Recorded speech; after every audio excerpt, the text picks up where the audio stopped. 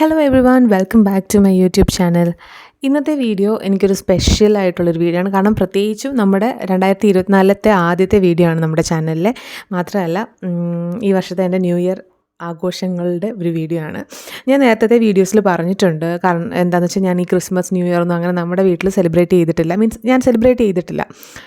പക്ഷേ എനിക്ക് ഈ വർഷത്തെ ന്യൂ ഇയർ, ഇപ്പോൾ ഈ കഴിഞ്ഞ ന്യൂ ഇയർ എനിക്ക് സെലിബ്രേറ്റ് ചെയ്യാനുള്ളൊരു ഭാഗ്യം ദൈവമായിട്ട് തന്നു. ഞാൻ എൻ്റെ മമ്മിയുടെ വീട്ടിൽ പോയതായിരുന്നു 30th ഈ കഴിഞ്ഞ സാറ്റർഡേയിൽ പോയതായിരുന്നു. പക്ഷേ എനിക്ക് എൻ്റെ കസിന് ഒരു പ്രോഗ്രാം ഉണ്ടായിരുന്നു ന്യൂ ഇയർ റിലേറ്റഡ് ആയിട്ട്. അപ്പോൾ അതിന് എന്നെയും കൂടെ കൊണ്ടുപോയി. അപ്പോൾ അവൾ എന്നെ വിളിച്ചതുകൊണ്ടും എനിക്കിവിടെ പോയിട്ട് ഇവരുടെ കൂടായിരുന്നു എൻ്റെ ന്യൂ ഇയർ ഈ വർഷത്തെ.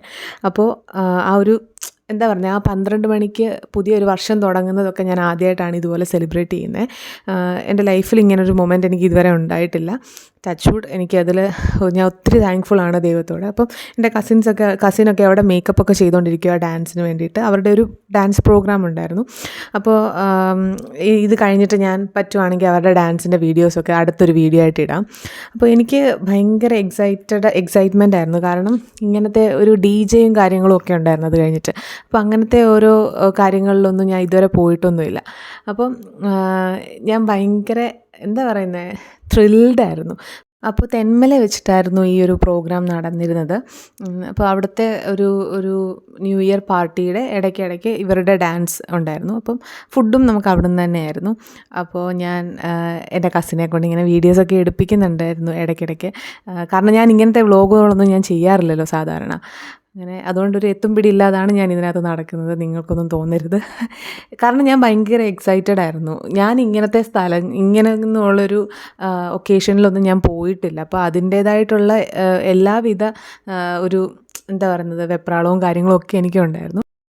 അപ്പോൾ അതിനുശേഷം ഞങ്ങൾ ഫുഡ് കഴിക്കാൻ പോയി. അവർ നമുക്കൊരു 1 hour ബ്രേക്ക് തന്നു. കാരണം ഇതിൻ്റെ ഇടയ്ക്ക് വേറെ പ്രോഗ്രാംസ് നടക്കുന്നുണ്ടായിരുന്നു. ഒരു മാജിക് ഷോ ഉണ്ടായിരുന്നു, പാട്ടുകളും അങ്ങനത്തെ കാര്യങ്ങളൊക്കെ ഉണ്ടായിരുന്നു. അപ്പോൾ അങ്ങനെ ഇരുന്നപ്പോൾ ഒരു ഗെയിം ഷോ അതിൻ്റെ ഇടയ്ക്ക് നടക്കാനുണ്ട്. അപ്പോൾ ഒരു 1 hour ബ്രേക്ക് തന്നു. അങ്ങനെ ഞങ്ങൾ പോയി ഫുഡ് കഴിക്കാനായിട്ട് പോയി.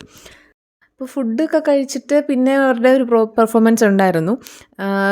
ശരിക്കും പറഞ്ഞു കഴിഞ്ഞാൽ ഞാൻ പറഞ്ഞില്ല, ഞാൻ ഇങ്ങനത്തെ ഒരു പ്രോഗ്രാംസിനൊന്നും ഞാൻ അങ്ങനെ പോയിട്ടില്ല. പ്രത്യേകിച്ചും ഇവിടെ അങ്ങനെ പോകാനായിട്ട് സ്ഥലങ്ങളുമില്ല. ഇതെവിടെ കാണാൻ പറ്റും? ഇവിടെ ഡാൻസ് പാട്ടൊക്കെ എവിടെ വേണമെങ്കിലും കാണാം. പക്ഷേ ഈ മൂൺ റൈസ് കാണാൻ പറ്റുന്ന എവിടെയാണെന്ന് നോക്കും. അതിൻ്റെ ഫോട്ടോ എടുക്കുക. നിങ്ങളെല്ലാവരും B grateful four that we are witnessing a moon rise, not a sunrise.